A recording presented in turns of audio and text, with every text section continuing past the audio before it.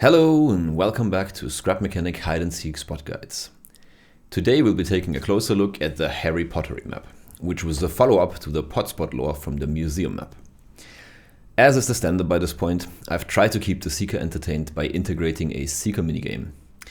However, since the last one seemed to have been a bit too hard, I decided to make it a scalable minigame this time, where you can get rewarded for partial completion too, assuming you've read the description.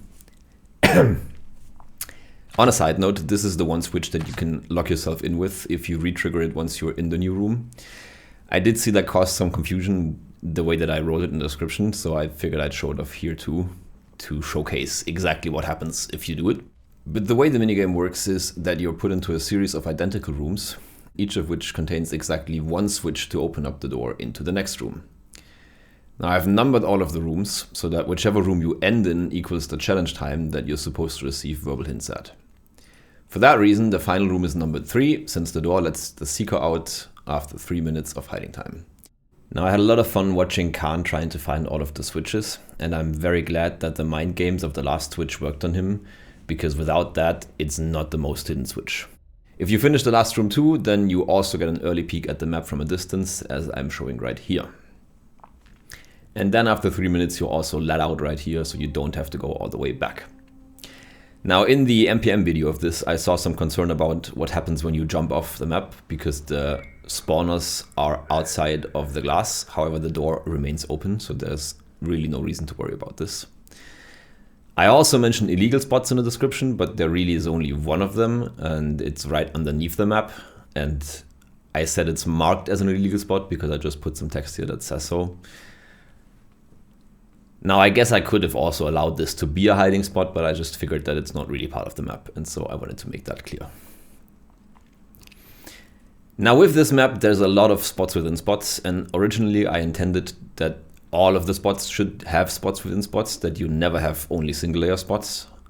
But throughout building, I started to get bored with the way that I've done this, because so many of the hiding spots don't really have anything in them, and so there's not too many great ways of hiding switches in the spots to make it interesting to look for them. So I eventually just gave up on some of them and left them the way that they are.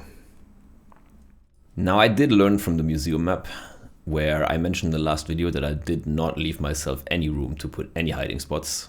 And so when I built this map, I intentionally went into it thinking about where do I want people to be able to hide in, and how can I leave room to make that happen if I don't just have underneath the floor access because I'm not on the ground. And that was especially important for this map because with all of the spots within the spots, each spot just needed so much more room to work. And there are still some spots that don't have a lot of space in them, but overall I'm pretty happy with the way that it turned out. I also initially did want to build the entirety of Hogwarts, but at the scale I was building at, it would have just ended up being a ginormous map, and it's already a ginormous map, which would have taken so much effort. And not only that, but it would also have taken way too long to play. They already decided to split their videos into only a Seeker round per video, because it was already that long, and it would have just taken ages, and I don't know if they would have even bothered to make a video out of the map in that case. Now, something else that I did hear them talk about that I feel like was kind of strange that they didn't understand that that's how it worked is these exits on top to the roof, which are clearly marked very obviously bright and green as exits, which means you're going to be leaving the spots if you take that toilet. Because they just said, well, if you do that, you just end up on the roof, which yes, indeed, you just exit the spot that way because you enter the spot with a toilet, so I can't make you leave the spot that same way, so I need to make a different exit. And I chose to integrate it to the top of the roof that way so that you actually gain not just the exit, but access to a new area that may or may not be hiding other things as well.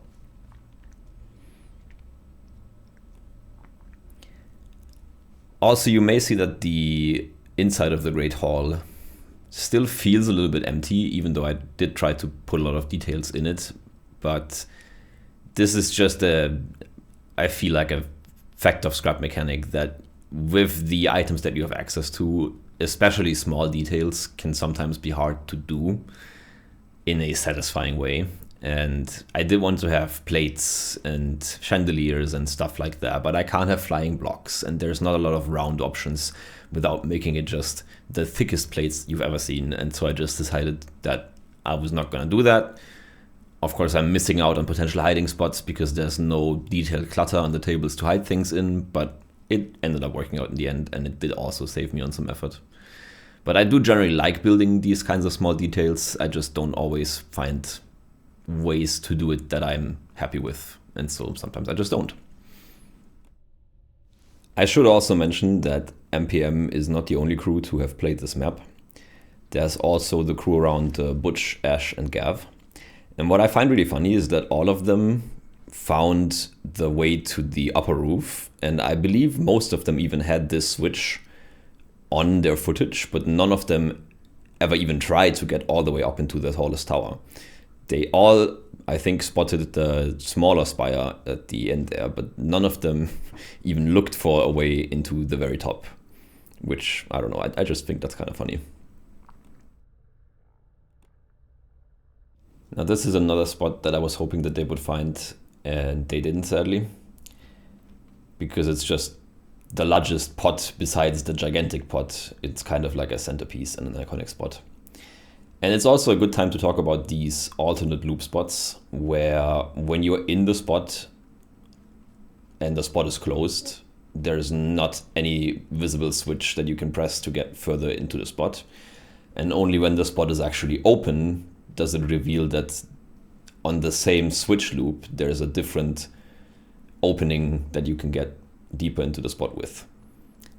And because of the way that you enter it, you don't really get to see it unless you purposefully open your spot while you're in it. So those are really hard to find. And speaking of things that are hard to do, this, I guess, sort of parkour section was maybe a bit harder than it needed to be, but at the same time, there is the backup spot if you fall down at the bottom. And I do really love this spot as well. It's one of my favorite spots on the map because it's a little bit more out of the way to get to. And it has some form of view from all of the different iterations of spots within spots. And also just the spire that moves out of the way and the arrow that hides in the wall. I like the moving mechanical parts. So yeah. Speaking of spots that I really like, this one in the arches is another one. And it's one of the ones that I didn't leave a lot of space for because I did not originally think about putting spots in there. I just designed these to look good, not to hide in. But I'm really glad that it's still possible to hide in them. And these kinds of areas really always annoy me during building because you can't crouch in while you're building in the creator mode because the robot that you're using to build can't change its hitbox. And so I have to build this and then test it to see if it's possible to get in because I can't do it while I'm while I'm building. So I wish there was just a crouch button on the editor thing, but whatever. Lovely scrap mechanic things that you get to deal with all the time. And while we're on the topic of annoying things in scrap mechanic, I also never understand why sometimes spots, or more specifically moving parts, move smoothly or don't want to move smoothly. I almost entirely removed spots that open on bearings because so often I have consistency issues with spots that just sometimes close and sometimes they don't. But it's not even just the bearings, it's just more common on the bearings. But there's also plenty of piston situations where it just decides, nope, I don't want to close my spot right now. It's just stuck on some non-existent edge, and it can be so annoying to handle those situations. I have not yet lost hope that maybe that's going to get better in Chapter 2 as well, but we'll see what happens. Now, as we just entered the Pottery Lab here, something that I deal with on my maps often is that I have developed some kind of concept that I really like, and then I start building and I end up with a lot of room and not enough ideas of what to put into things. And so this is an example of that, because I just had space. The map layout that I chose included the extra tower next to the Great Hall, and I felt like we needed some more variety outside of just the hall and the pot. And so because there's all of the pots all around the map, I figured why not make it a Pottery Lab where there's just pots in the process of being made and colored and have it in some way fit in, but it's not always easy to make that work. Also, there's about to be some flashing lights here. I don't know, scrap mechanic lighting is weird. While we're complaining, we might as well add that to the list. You might have also noticed that in the Seeker minigame, but there's just sometimes lights behave very strangely in scrap mechanic when they're observed versus when they're not observed, or when you're walking over certain spots. I will never understand why that's a thing either. I believe I also mentioned that in the museum map on the long neck spot, where a very similar thing happened. Also, the lower roof over this sort of garden area, there's several ways of getting there. This jumping puzzle being one of them, because I wanted to have a way to get there from the floor. But you can also just drop down from any of these hollow roofs or out of the window onto the Pottery Lab roof and then to get there. So at least there is options. I'm not going to show all of them here, but I think it's understandable. Now, something I also want to talk about a bit here is the comments on the NPM YouTube videos that specifically this map got because of the fact that it's related to Harry Potter. And I find it a bit sad that even if there are valid reasons behind the comments that were made, I just think it's disappointing that these days you can't even create a satire map in a hardly known game that has no form of monetization connection to the original content or original, what do you call that, IP. And yet you immediately catch backlash about it. So I don't understand, man. Like, I feel like if anything, should we get praise for making fun of the original work in this case, if you don't like the surrounding constructs of it? I don't know. I'm just getting ready to get obliterated in this new comment section now as well, but we'll see what happens. It's just the internet, man. Nothing more to say to that.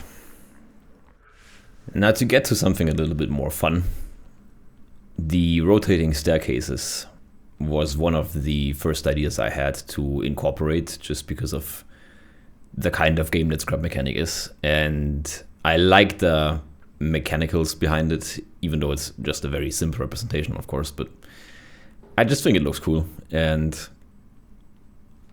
I appreciate that that point also came across to the people that have played it. They all seem to have liked it as well.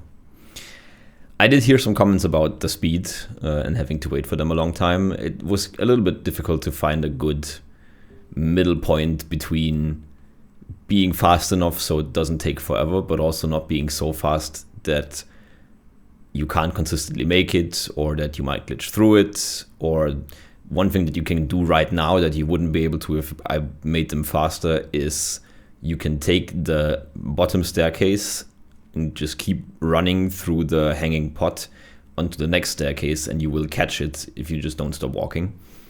And if I make them faster, then you would have to wait a second time. So it wouldn't really actually be faster in that sense, unless you're only trying to get to the pot. So yeah, but I'm still happy with how it turned out. I also wanted to integrate all of the different houses into the pot, vase, whatever you want to call it. Because it is replacing the original moving staircase section, and if I'm not mistaken, that's where the houses were connected to, or the sleeping quarters, I should say, of the houses were connected to. So I tried to represent that. This spot's also one of my favorite spots, just the full-on glass spot looking into the pot. And it's very hard to find the first switch, and then goes a lot of layers deep. So I had a lot of fun making that. And the same goes for this spot, which is, again, one of the hardest switches to even find the first layer of. And I really like the moving bookshelves part. But then something that wasn't found in the videos is that this is not actually the last iteration. Some of them spotted the arrows and were wondering what they were for, but they followed them underground, so they didn't actually find anything. But if you make it to the end, then you can actually follow the arrows across the tops of the bookshelves, and they will lead you to another spot within a spot that technically belongs to this spot. And I really like, it's not particularly hard parkour. It will probably still be annoying in multiplayer because multiplayer sucks, but I still like that going across the top of the bookshelves. It just seemed like a fun thing, and it's such an evil final spot. Yeah. I don't think they found this spot either. They discovered that you could jump over the fence, which is very intentional, but I think they jumped over the wrong fence and didn't find the switch to open this. It was also a little bit difficult to fit the rooms in reasonably nice shapes into this very round pot. And I am sort of happy with how I made it work in the end. But that also leads us to talking about how this entire thing was built in the first place, because people were asking about mods and did you use this tool, did you use that tool? I didn't use any tools. I don't have any mods, add-ons, whatever you want to call it, for Scrap Mechanic. I just play vanilla with what I'm given, and something that I use a lot is the lift, of course, to replicate things that I've done. But that means that all of what you're seeing is just manual labor, and if there's anything that I can feasibly copy and paste using the lift, then I will do it to save work. But so for instance, in this case, I actually didn't do it the most efficient way, because you could just build, what is that, an eighth of the sphere that makes up the bottom section of the pot, I guess, and then copy that 8 times around. Instead, I made myself more work and I built half of it, and then I stacked the rings at the widest point on top of each other, and then I just flipped the other half on top of it using the lift.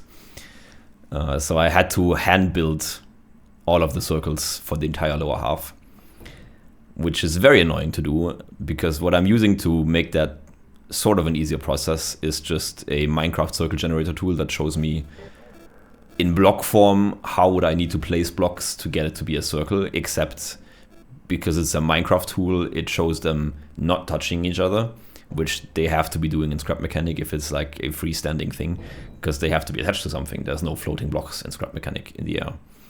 There's just gravity, I guess. So that makes building round things very annoying, and I split up the intervals of building this across a decent amount of time, and I always had just some amount of TV show or something running on the side to distract myself, because it's just a very boring task to do. But it worked, and I'm glad with how it looks, and praise be the lift. That's all I'll say.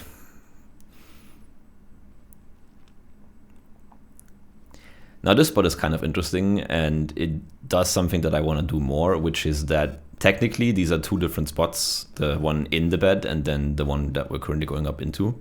But you're using the open one spot to get into the other spot, and there's no other way to access that switch, I don't think, unless maybe you can jump high enough. I didn't actually test it. I just wanted to make sure that you can reach it with the spot open. But I want to integrate that more.